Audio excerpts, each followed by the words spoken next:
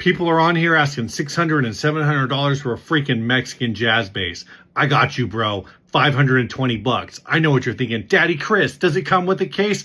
Yeah, I'll throw in a gig bag. Daddy Chris, is it all messed up? No, it's dang near mint. Full setup, frets polished, intonated, and action lowered. She's perfect. Used, but very loved. Daddy Chris, can you throw in a strap? Yeah, I've got a freaking strap for you. That's right. Say daddy again. Anyways, look, man, I've got way too much gear. In fact, I've got another one just like this, but in a bright red. You can pick either one for $520.